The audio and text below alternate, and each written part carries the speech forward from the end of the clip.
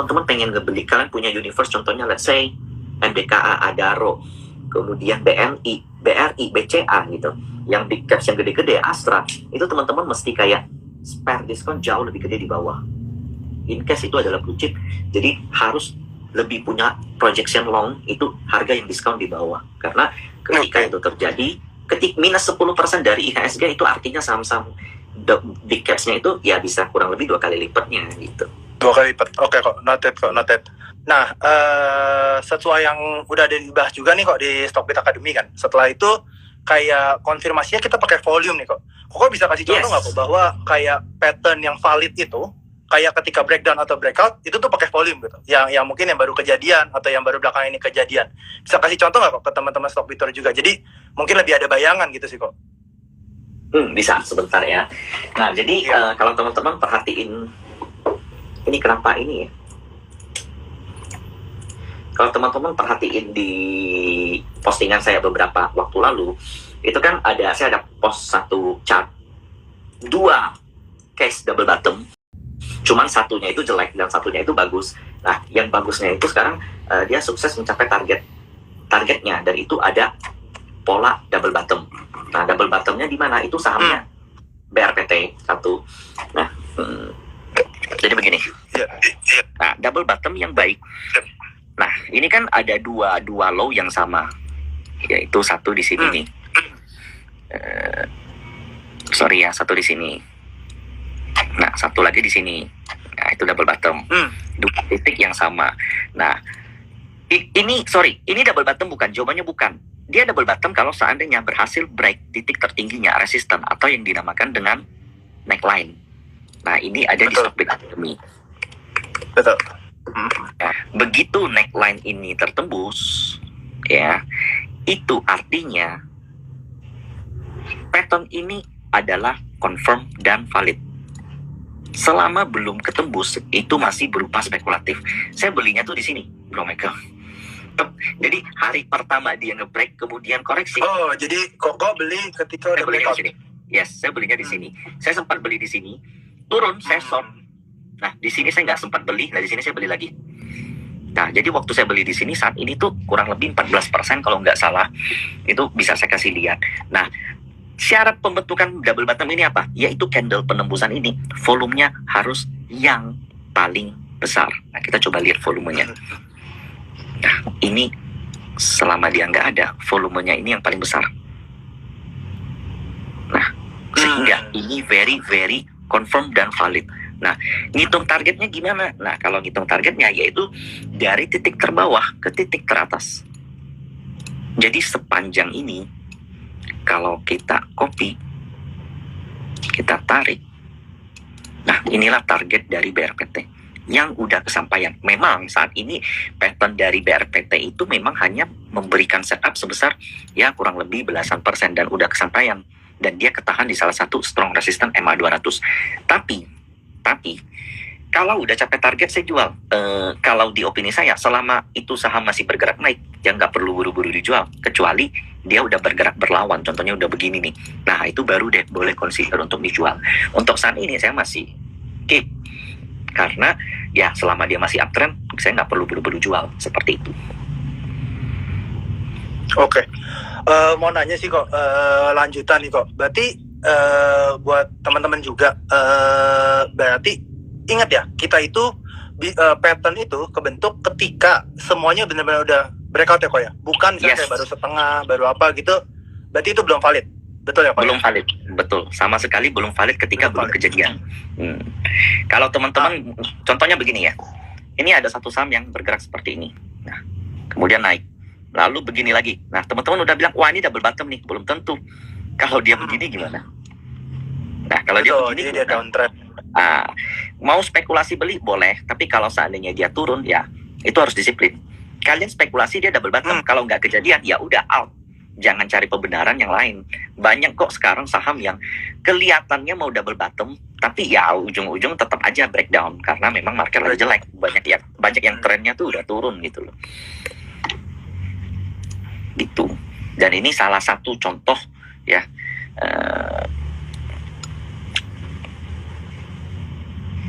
Nah, contoh double bottom yang ada di Adaro.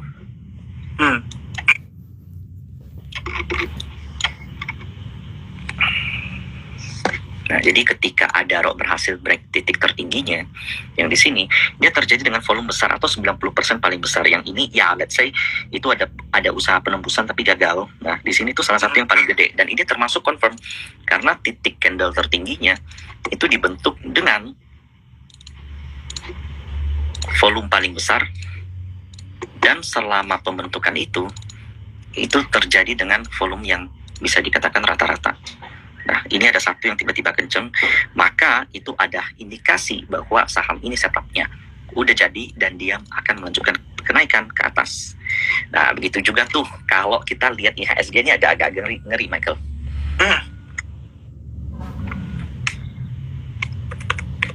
Kalau IHSG saat ini tuh dia ada yang namanya bearish flag atau bearish pennant. Nah, sebelumnya ada inverted, ada yang namanya inverted cup and handle, jadi kayak bentuk cangkir yang kebalik, ya, atau bisa juga descending triangle, sama aja tuh.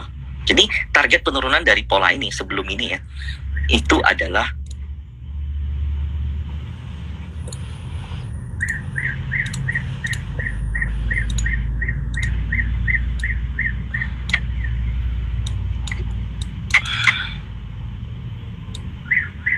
tuh di sini.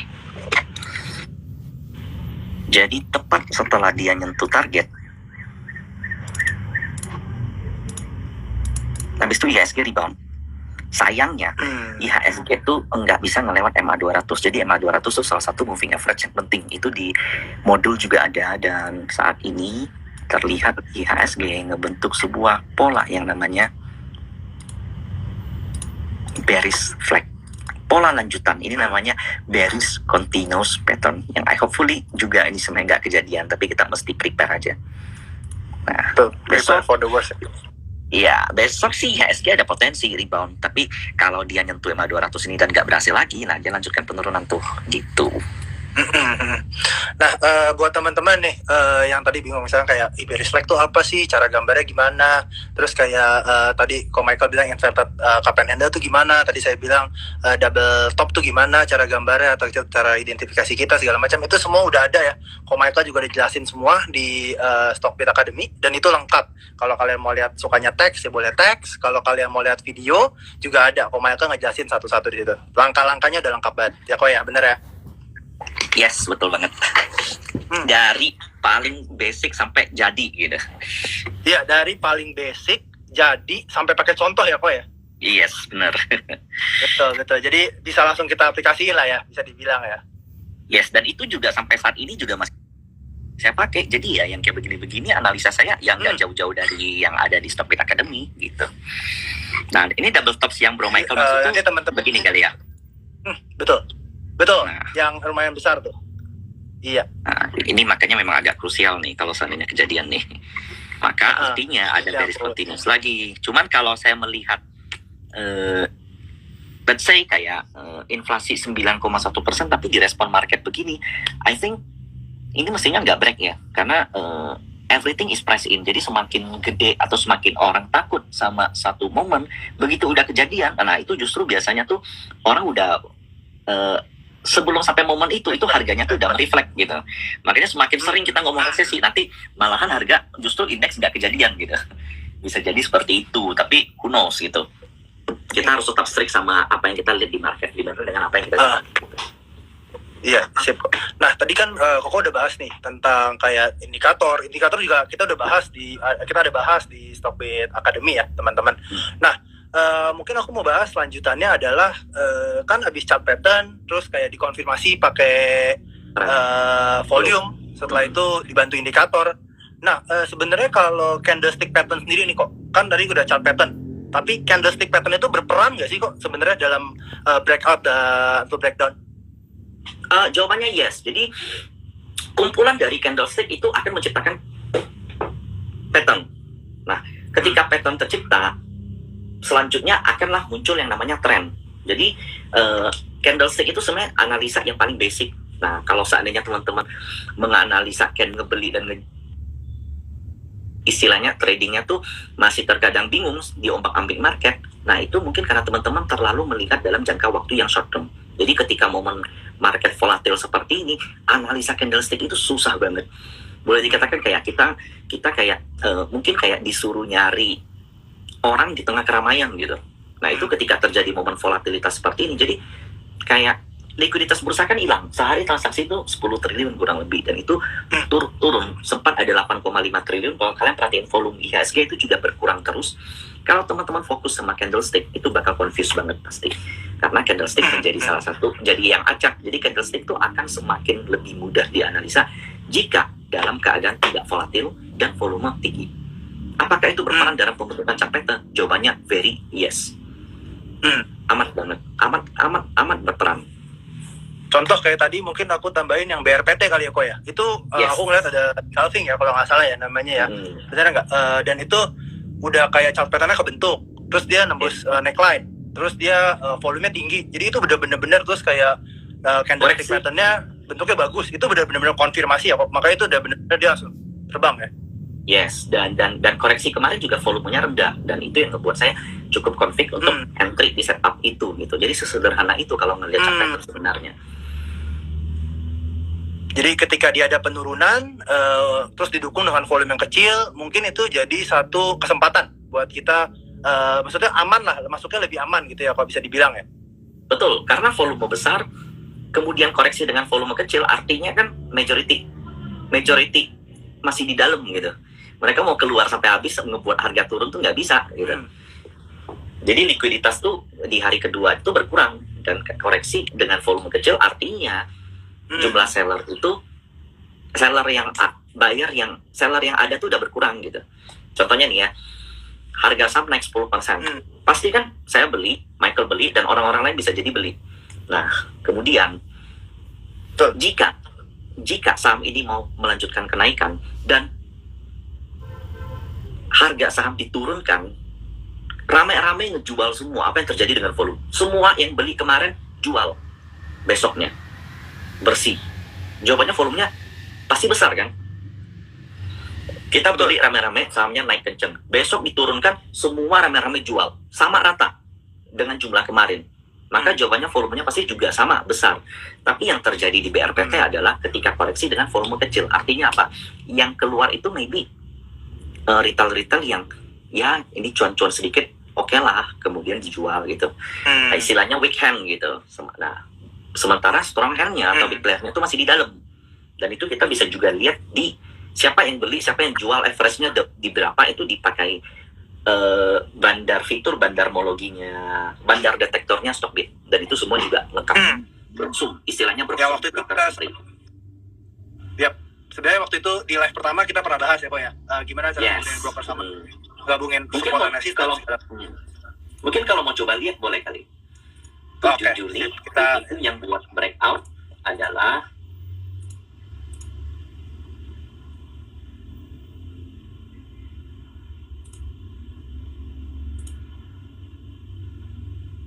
sorry ya, ini benar nggak? santai kok. Nah, kalau kita ngelihat hari ini Broksum dari BRPT itu masih akum, Michael. Nah, itu masih dipimpin oleh ZP sebesar 890. Nah, harga closing berapa sih? 900. Jadi saat ini tuh mereka cuan boleh dikatakan 10 poin. Dengan jumlah dana sebesar 10 miliar. Mungkin nggak 10 miliar mereka jual di 10 poin doang? Jawabannya nggak mungkin. Kalau mereka mau cuan ya, itu mereka harus angkat lebih tinggi lagi. Ya sederhananya begitu. Analisa antara volume dengan bandar detektor dengan volume. Analisanya sesederhana itu. Jadi ya transaksi harian BRPT kan termasuk salah satu yang cukup liquid ya. Jadi sebenarnya ya ini fine, menarik gitu. Terus kalau kita bicara trennya tuh belum ada, Mike. Trennya tuh masih belum. Nah, dia maybe bisa dikatakan bullish kalau seandainya ngelewat ini nih. Nah, kalau ngelewat ini, nah baru deh jadi new game gitu. Bisa atau enggak? I don't know. Tapi kalau dia ngelewat ini saya bakal hold. Kalau nggak ngelewat, ya udah, mungkin dia bakal begini lagi nih. Nah, karena di sini dia masih dalam channeling downtrendnya. Online.com. gitu. Ini waktu itu sempat kita bahas juga ya teman-teman, gimana cara kita gambar tren, cara nentuin tren, apa aja yang dibutuhin. Jadi teman-teman bisa Stockbit ada 2 modul. Yang pertama kita bahas gimana tren, dan yang kedua yang sekarang kita bahas pattern dan indikator dan lain-lain. Nah, aku juga lihat nih kok BRPT setelah, kalau ya teman-teman udah lihat, ini BRPT juga nembus nih kok, nembus MA lainnya. Yes. MA 200 hari ini tembus, betul. Hari ini tembus hitungannya. Cuman biasanya MA 200 tuh kita nggak bisa justify kalau dia tembus di hari pertama doang. Nah, itu mesti 2, 3, 4 hari lah, Mike, baru ketahuan. Kayak gini kan. Nah, kayak gini kan false nih. Tembus juga nih. Tapi selanjutnya turun. Coba lagi, nggak bisa turun lagi. Nah, di sini udah oke nih, kenceng. Nah, tapi dia kehalang trendline. Nah, ini nih areal krusial dari BRPT, yaitu 950 sampai 900. Nah, ini sebenarnya boleh dikatakan adalah sell area. Karena dia krusial banget nih. Nah, jadi besok kalau seandainya BRPT nggak ada, udah nembus ke bawah, let's say lah 890 atau 880, nah itu sebenarnya saatnya taking profit, bukan saatnya buy. Tapi, ya, kalau nanti di volume ini kenceng, lalu kemudian dia nembus, nah, dia akan ada setup baru nih, yang namanya channeling downtrend yang di breakout. Yang itu targetnya tuh segini. Nah, itu berarti bisa sampai 1.300. Nah, jadi ini semua cuman soal gimana ya?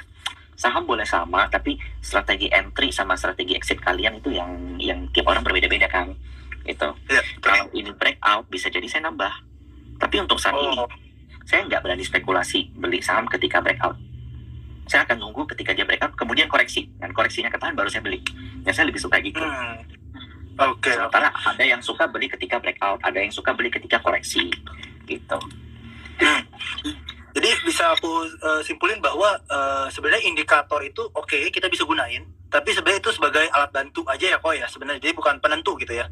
Jadi alat bantu kayak support lah ya. Support tools untuk kita ya kok ya. Yes, benar. Jadi bukan satu-satunya reason untuk kita beli dan jual. Kalau hanya pakai indikator, saya rasa kurang cocok ya. Kurang cocok. Sip. Oke, itu ya. Ingat teman-teman ya, bahwa jangan pakai indikator doang. Jadi kita campurin nih sama volume, sama chart pattern, sama even candlestick pattern-nya gitu. Kalau nggak keadaan marketnya lagi nggak volatile. Nah, kok tadi Koko bilang strategi trading nih kok. Koko tuh sukanya kayak buy on breakout, terus atau buy on support, atau sell on breakdown, sell on resistance gitu. Bisa bantu, bisa jelasin ke teman-teman juga nggak sih kok, kayak sebenarnya taktik trading yang Koko paling suka tuh apa ya? Sebenarnya kalau kita bicara dari masa ke masa itu nggak ada favorable style trading yang nge-match di sepanjang masa. Nah, jadi kalau seandainya di momen market bullish, teman-teman buy on weakness, susah banget cari weakness. Koreksi sedikit dia udah terbang. Itu let's say terjadi di awal-awal, di pertengahan tahun 2020. Kalau teman-teman antri pelit, jangan harap dapat barang. Itu justru harus buy on breakout. Tembak marketnya resist kenceng, ya udah hajar gitu. Kalau kalian nggak kejar, kalian nggak dapat barang. Tapi di market sekarang, kalau seandainya ada yang kenceng kalian hajar, nanti tahu-tahu closingnya jadi minus gitu. Nah, di market seperti ini berhati-hatilah ketika melakukan buy on breakout. Pastikan bahwa breakoutnya valid. Yang kedua, pastikan breakoutnya dengan volume besar. Sayangnya Broxum live trade itu nggak bisa dilihat, jadi memang mengurangi intensitas trading live trade aja sih. Jadi kalau bicara style yang paling yang paling saya suka adalah buy on retracement. Karena buy on retracement artinya kita udah dapat garansi. Buy on retracement itu beli ketika terkoreksi, tapi setelah ada flow yang masuk, setelah ada volume besar yang masuk. Nah, itu namanya buy on retracement. Nah, buy on retracement itu kan beli ketika koreksi. Nah, kalau koreksinya baru breakdown support, beli nggak? Jawabannya enggak. Gitu.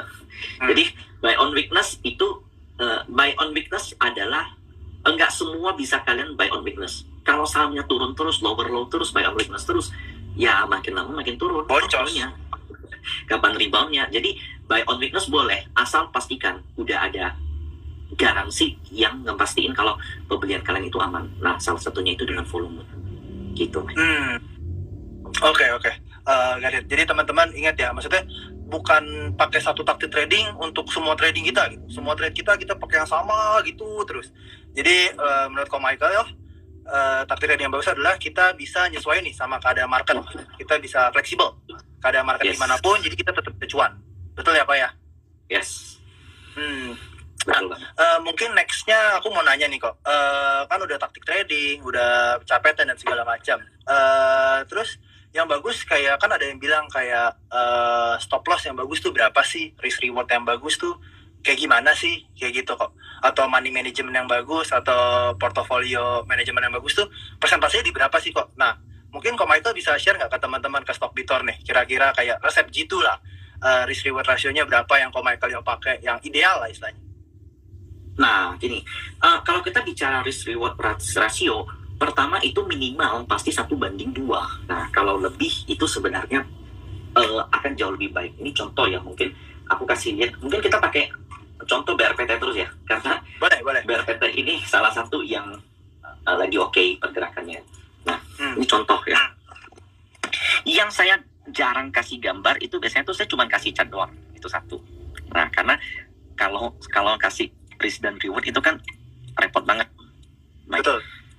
Nah, jadi biasanya saya kasih begini doang. Nah, cara entry-nya gimana? Nah, karena ini adalah merupakan areal buy, ini kalian bisa cek di modul akademi kenapa ini kotak garis lurus ini areal buy. Nah, di sini bisa kita gambarkan sebagai reward.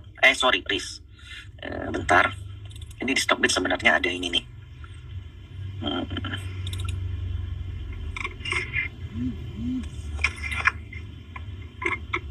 Di mana ya?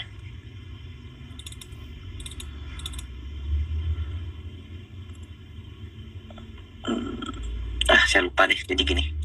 Let's say ya, kalau kalian teman-teman gini, ini kan BRPT kenceng, ya. Close di 800. Di sini saya kasih ini 800. Ini naik, let's say 10% ya. Pasti galau dong besok mau beli atau mau jual, ya kan? Ini pasti galau nih. Kalau seandainya aku beli nih di closing nanti dibanting habis kan gitu. Nah, jawabannya adalah teman-teman harus bisa ngelihat maksimal koreksi dia itu di mana. Nah, kalau neckline-nya di sini, karena dia titik tertinggi di sini, terendahnya itu di sini. Nah, maka titik stop loss teman-teman adalah di bawah kotak ini. Itu teman-teman harus buat sendiri, nggak ada yang otomatis seperti ini. Nah, jadi karena ini adalah 770, maka teman-teman bisa ngebuat, let's say, contoh 750 is stop loss. Nah, kalau 750 stop loss, artinya dari 800 ke 750 itu kan 50 poin. Word yang baik adalah berapa? 100. Nah, ini ada nggak nyampe 100? Kalau kita ngelihat posisi reward yang berpotensi diberikan oleh BRPT, itu bisa sampai 869. Yang artinya kalau teman-teman entry di bawah 800, ya artinya ada kurang lebih 50/70. Yang sebenarnya kalau kita lihat, ya risk rewardnya oke, tapi enggak oke banget. Akan jauh lebih baik sebenarnya kalau BRPT kemarin double bottomnya itu tinggi banget. Jadi semakin besar double bottom, sebenarnya makin besar suatu pattern, ya risk dan reward dan rasionya itu akan semakin tinggi gitu. Nah, jadi ini termasuk yang baik. Kurang lebih kan 1:2 nih. Kita coba analisa bareng yang ada potensi ngebentuk HAM BBKP. Salah satunya. Nah, double bottomnya akan valid kalau dia break 206. Mau nunggu dia breakout atau mau nangkep ketika dia koreksi di sini, ya itu bebas. Tapi dia akan valid kalau ngebreak 206 dengan risk reward rasio yang kalau dia udah berhasil break, ya. Nah, risk reward rasionya tuh tergantung nih, seandainya nih candle hijaunya di sini. Nah, maka ini risknya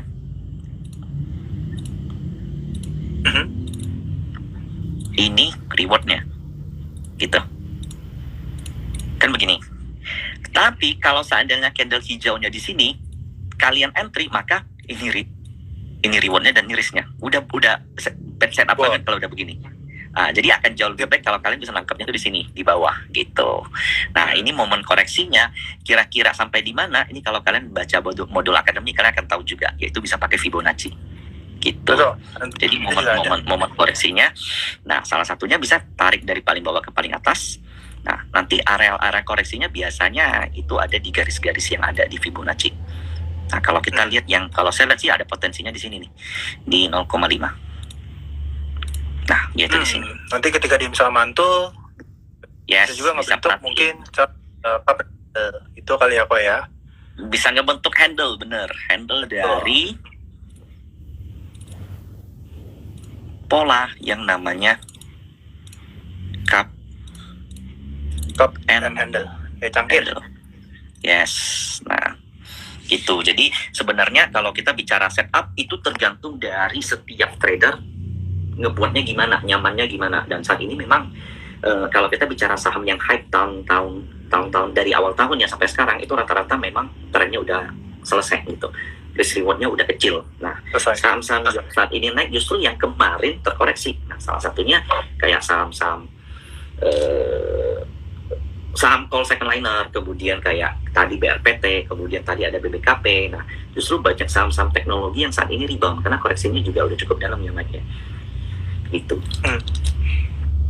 Ya, buat teman-teman mau ngingetin lagi, ini kita nggak ada buy call, kita nggak ada pun, kita ini disclaimer on. Pokoknya do your own analysis, tetap semuanya harus analisis sendiri juga, nggak bisa telan mentah-mentah ya kok ya, karena semua orang punya strateginya masing-masing. Udah dibilang tadi, semua orang punya risk reward masing-masing, resikonya beda-beda. Nah, mungkin mau nambahin tadi kalau teman-teman kan sibuk misalkan segala macam, terus nggak ada waktu buat ngecek portal segala macam, teman-teman juga bisa nih, ada namanya fitur set alert di Stockbit. Jadi misalnya kita pasang nih target berapa, misalkan kayak tadi ya 770 misalkan, udah tembus support, waktunya sell gitu. Jadi teman-teman bisa juga pasang itu, tuh kayak Ko Michael. Jadi nah, contoh nih ya, buka portal lagi ya kok ya. Contoh ini BBKP kan, seandainya teman-teman mau beli BBKP di 190. Nah, di sini set nih price alert BBKP, ketik BBKP, condition contoh equal to 190. Di sini ada kasih tahu nih, agar teman-teman mau tulis apa nih? Murah woi gitu contohnya. Iya betul. Murah woi. Nah, create contohnya. Nah, jadi BBKP ketika nyentuh 190 akan ada dibilang nih murah woi. Nanti notif tuh muncul tuh dari handphone kalian tuh. Pleng, dari Stockbit BBKP 190 murah boy. Jadi ya ini ibaratnya kita punya AI lah ya, kayak Mas Didi Kobuzer tuh namanya tuh Adam gitu. Nah, kalian bisa create tuh apa gitu ya, AI kalian gitu.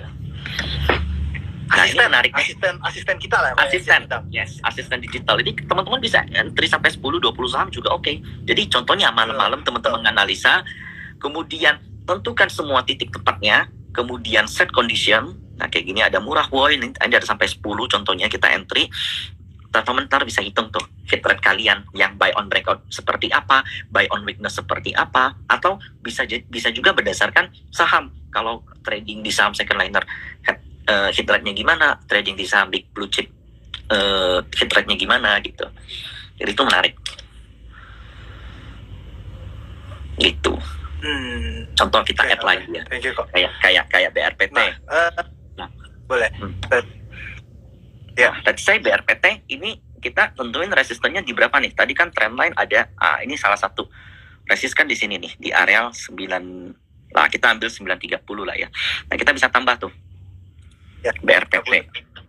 9 bukan BRPT BRPT condition greater dan equal atau greater than. Kita pakai greater than. Jadi kalau seandainya dia close di atas 930, ini artinya kalau close di 930 tuh enggak. Kalau di atas 930 baru dikasih tahu. Breakout cuy, seandainya kasihnya gini. Plop. Nah, jadi begini nih. Nah, itu. Menarik, ini lucu sebenarnya. Breakout cuy gitu. Gitu, Mike. Iya, saya sendiri juga suka pakai sih kok, kayak kan maksudnya kita juga grid ya. Kalau diingetin gitu kan kita kayak jual cuy, jangan maruk gitu misalkan. Ambil kita nggak mungkin dulu.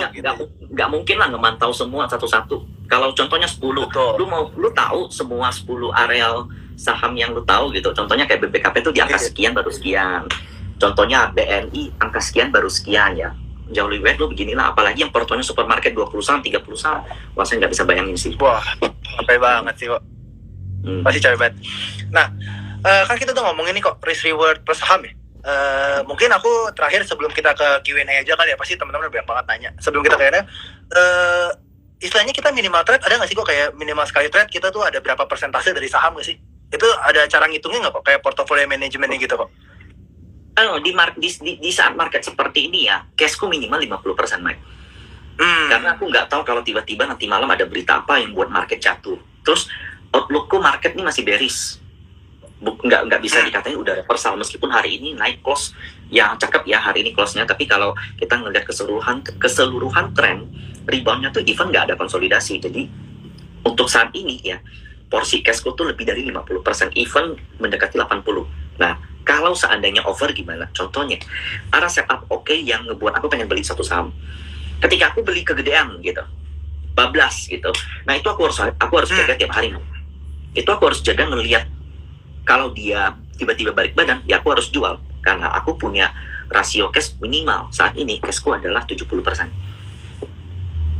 Jadi sebenarnya nggak ada setup khusus, tapi ini teman-teman mesti punya SOP pribadi gitu. Kalau aku di market kayak begini, apalagi analisanya tuh semakin susah ya, karena volatil. Short term itu susah dianalisa. Kalau long term masih gampang gitu. Jadi kalau short term untuk saat ini memang akan jauh lebih baik ya pakai small amount lah, uang kecil. Kapan kayanya kalau pakai small amount ya di market begini lu mau kaya bisa, tapi mungkin potensinya kecil gitu. Gitu. Di market begini bukan mau kaya, di market begini lu mau cari profit yang kencang bisa, tapi potensinya kecil banget gitu. Jadi ya keep it kayak ya main aman lah ya kok ya, istilahnya kita as long as kita jangan kehilangan cash kita masih bisa ya ada cuan dikit-dikit, kita biar kita bersabar lah kok ya sampai bener-bener loss itu wajar sih. Jadi teman-teman, buat teman-teman nih di market seperti ini, teman-teman loss itu wajar. Minus 5% portonya, minus 10% portonya, minus 15%, dan saya masih bisa bilang wajar. Tapi kalau seandainya teman-teman udah kehabisan modal, mau balikinnya itu yang berat gitu. Jadi memang modal itu yang saat ini penting. Fokusan ini tuh lindungi modal, bukan untuk cari profit sebenarnya.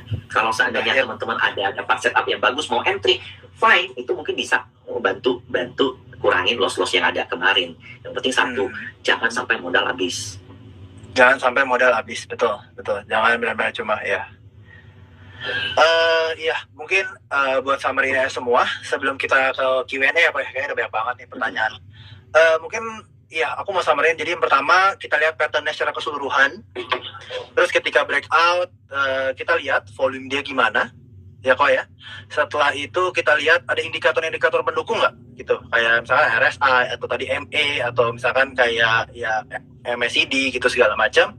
Terus setelah itu mungkin kita bisa lihat pembentukan ketika dia tembus, pembentukan candlestick pattern-nya gimana gitu. Ketika itu semua sudah dan betul dikatakan valid, baru itu namanya breakout yang valid ya kok ya, dan strong ya. Betul ya kok ya. Betul. Dan ya mau ingetin lagi bahwa do your own analysis ya teman-teman. Live malam ini kita nggak ada sama sekali buy call, jadi tetap ngelakuin semua analisis dan semuanya bisa di Stockbit. Teman-teman bisa akses aja kalau mau tadi yang kok Michael semua jelasin, itu ada di aku udah pin komennya, itu tinggal kalian copy, kalian paste, kalian bakal bisa akses modulnya ya kok ya. Nah mungkin aku mau langsung ke Q&A aja kok ya, kayaknya udah banyak banget kok yang nanya. Sebentar ya.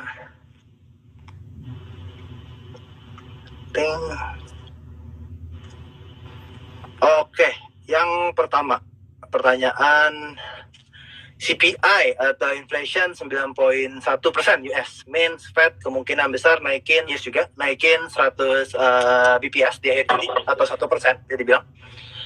Terus bottoming untuk tech kok, what do you think kok katanya kok? Pertanyaan dari Michael juga, Michael Gorby. Wah, Michael Gorby. Jadi gini, Mike,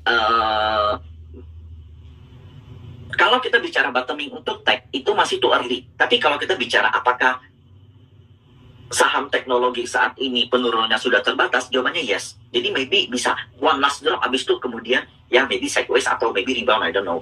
Tapi memang saham teknologi memang belakangan justru ya menunjukkan tanda-tanda penguatan ya. Contohnya salah satunya let's say ada saham bank teknologi kayak Arto, BBYB, itu dia udah sideways, udah nggak create new low. Nah di situ flow-nya juga bagus, akumnya juga ada, ya ini berarti memang ada pihak yang merasa bahwa saham teknologi ini memang udah cheap, udah murah. Nah apalagi kalau kita lihat di US, koreksinya udah dalam banget, gitu. Jadi memang koreksi dalam. Jadi memang koreksi dari saham tech ini boleh diperhatiin gitu. Oke, thank you kok. Lanjut ke pertanyaan selanjutnya. Oh ini ada yang nanya.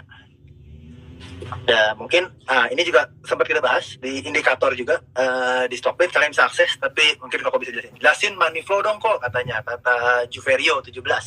Konsep dan cara makainya gimana sih? Gitu. Semua transaksi yang ada di bursa kan terjadi dengan uang ya. Nah ketika ada aliran dana masuk besar di suatu saham melebihi batas normal, itulah yang dinamakan dengan flow.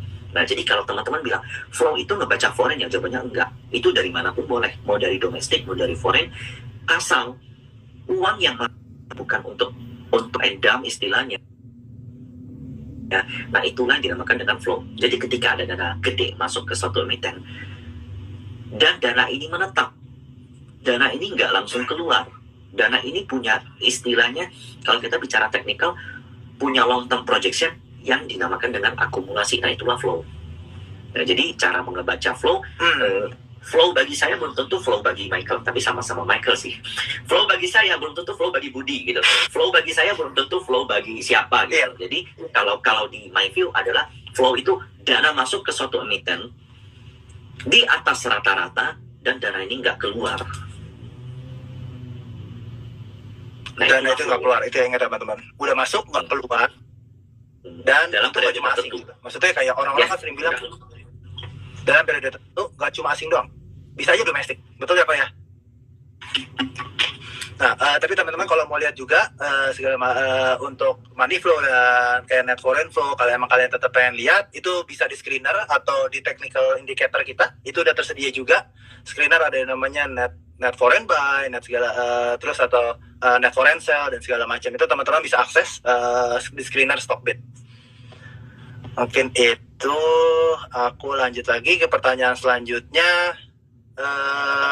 Bicara net foreign flow nih.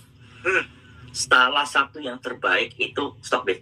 Jadi fitur net foreign buy dan sell-nya itu gampang banget untuk dipakai. Contoh ini BBYB ya. Sekarang dicontohin. Ini FX indikator, ini ada net foreign buy dan sell. Ini banyak banget. Nah, kalian coba ketik net foreign buy and sell. Nah, di situ tuh langsung kelihatan tuh di bawah. Jadi kalian nggak perlu ngitung. Kalau kalian ngelihat hijau-hijau ada gede, nah itulah foreign. Jadi udah di iniin sama Stockbit, broker mana, broker foreign hari ini jual atau beli segala macam itu udah dilihat gitu. Jadi tinggal dilihat aja tuh ya, gampang ya. Benar-benar. Benar. Ini udah lama lah gitu. Maksudnya dari yang lama-lama historical datanya juga ada gitu. Ya sampai dalam-dalam banget. Nah kalau kita contoh lihat kayak IHSG ini ya, belakangan memang foreign flow tuh udah jelek, keluar mulu gitu. Nah udah keluar mulu foreignnya. Nah sebuah waktu kita rally itu foreignnya oke. Nah begitu inflasi udah menyentuh angka tinggi 8,6, nah itu udah jelek tuh. Jadi ya kalau untuk lihat foreign saat ini memang masih outflow terus. Dan itu foreign kalau dikatakan mau keluar gede juga nggak bisa, sehari maksimal 400-500 miliar dengan likuiditas yang ada sekarang gitu. Terbatas lah ya kalau bisa dibilang dia juga. Terbatas. Yes. Ya. Mungkin lanjut ke pertanyaan selanjutnya ya kok ya. Nah ini ada pertanyaan menarik dari Eviana 31. Apakah disarankan untuk switching saham pada saat ini? Gitu? Atau ya switching ke blue chip sektor yang strong gitu? Sebenarnya kalau kita pilih blue chip, apalagi ke contohnya kayak banking, itu ya potensi justru makin koreksi makin dalam. Itu satu. Yang kedua, kalau blue chip yang strong, let's say kayak consumer goods, itu fine. Bukan consumer staples ya, dan itu fine. Kenapa? Karena itu benar-benar defensif. Nah, foreign flow di consumer staples itu juga bagus. Jadi kebanyakan ya, ketika market lagi jelek gini, foreign itu malah ngincer. Ini contoh Unilever, ini bukan rekomendasi, sekali lagi cuma ngasih lihat. Rekomendasi ya teman-teman. Nah, ketika Unilever naik kenceng begini, nah itu pelakunya tuh foreign. Saat ini lagi konsol. Dan menurutku konsolnya juga termasuk yang menarik. Dan itu bisa dikatakan bullish rectangle. Kalau dia berhasil break 5050. Nah, targetnya tuh lumayan tuh. Nah, foreignnya tuh masif. Jadi, foreign keluar dari big banks, foreign keluar dari saham-saham call. Nah, kaburnya ke sini, gitu. Makanya harganya nggak kemana-mana, gitu. Termasuk kayak, let's say, ICBP. Tuh. Jadi, ketika bottom dari Maret, ya, Maret ini kan masih belum crash, kemarin kan belum kejadian. Kemudian mulai di April, nah itu foreign flow di ICBP udah mulai menarik, dan kemudian dia lumayan upsetnya lumayan masif tuh, dari 7.000 sampai 9.000-an. Dan ini trennya masih menarik gitu. Jadi memang untuk saat ini kalau teman-teman mau lebih aman, lebih tenang, consumer staples is good gitu. Mungkin bisa dikonsider gitu ya kalau dengan nanti lakuin analisis lagi gitu. Mungkin teman-teman udah dapat, jadi udah training sektor nih dibilang ya. Ya kalau Michael udah bilang kayak consumer, mungkin teman-teman pasti tapi tetap ngelakuin analisis sendiri ya kok ya, karena di sini bukan ajakan beli atau ajakan jual. Mungkin kita ambil beberapa pertanyaan lagi nih kok, nggak apa-apa ya kok ya. Yes.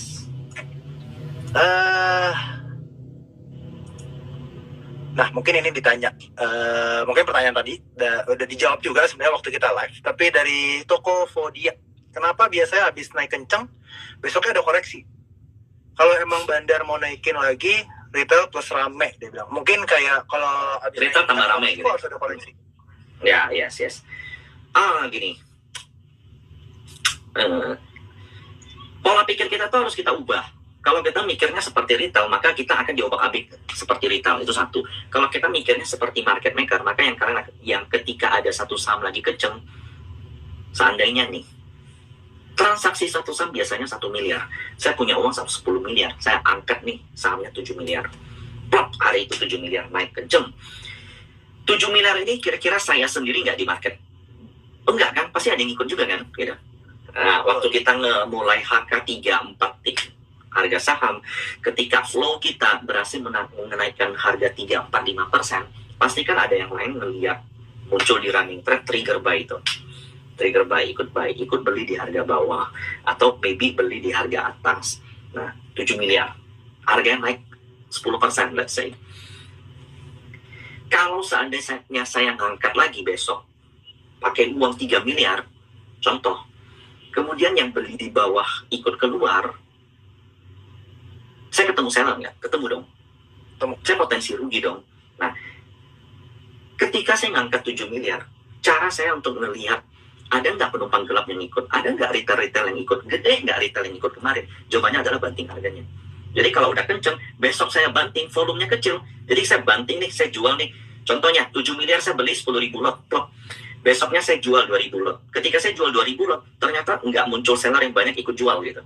Nah, artinya harga sahamnya tuh siap berangkat naik lagi. Karena ketika dia koreksi, volumenya rendah. Nah, jadi itu memang... yang Koko bilang ya. Yes, volume price action lah istilahnya. Jadi kenapa terkadang ada retest ke bawah dulu untuk melihat seller muncul nggak seller di harga bawah. Kalau di harga bawah aja seller nggak muncul, dibanting ke bawah nggak muncul, ya udah biasanya harga bersiap untuk naik lagi gitu. Maka itu juga pembentukan chart pattern bisa dilihat ketika waktu dia turun tuh volume kecil, jadi bisa aja nggak ada yang mau jual gitu. Makanya besok dia bisa. Betul ya kok ya, kayak gitu ya pemahamannya. Betul. Oke, mudah-mudahan menjawab buat Tokopedia.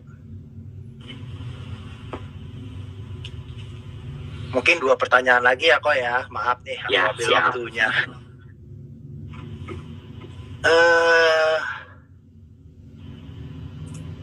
Tadi ada yang nanya nih kayak ini, PTBA gimana kok? Tadi dijawab ya, harusnya udah terjawab lah ya.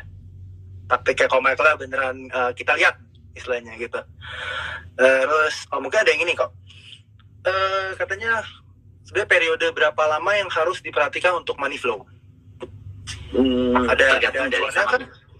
nggak ada acuannya, jadi tergantung dari sahamnya. Nah, kalau kayak semakin besar kapitalisasi suatu market, maka kita harus mengambil period yang semakin panjang gitu. Nggak mungkin akumulasi yang terjadi di bank BCA itu terjadi dalam 1 hari, nggak mungkin. Itu pasti panjang, berbulan-bulan. Tapi di saham yang capsnya semakin kecil, maybe hanya 1-2 minggu cukup gitu. Jadi ya itu tergantung, nggak ada rumusnya, tapi itu tergantung size dari free float-nya lah. Saham yang beredar di marketnya itu berapa banyak. Semakin kecil market cap-nya, maka semakin pendek lah waktu yang diperlukan untuk membaca flow-nya gitu. Oke. Noted ya, mudah-mudahan ngejawab buat Vini Eriani bahwa ya kita lihat market cap. Market besar berarti itu kemungkinan semakin panjang untuk money flow-nya. Mungkin satu pertanyaan lagi kok, boleh ya? Yes. Oke, mungkin ini bukan ajakan beli, tapi ini cuma view. Kondisi saat ini apa bisa dipakai buat swing kok? Maksudnya kayak swing cocok nggak sih ada di kayak market saat ini gitu? Karena saya udah mulai cicil beli nih katanya.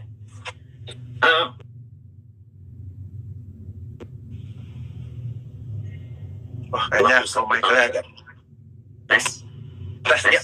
Lancar kok. Ya, ini depends on your strategy ya. Kalau seandainya kalian pengen cicil untuk tahun depan, maka aku bisa bilang kalian mulailah cicil saham-saham banking, terus komoditi sampai akhir tahun gitu. Karena di akhir tahun ada, menurutku komoditi belum habis.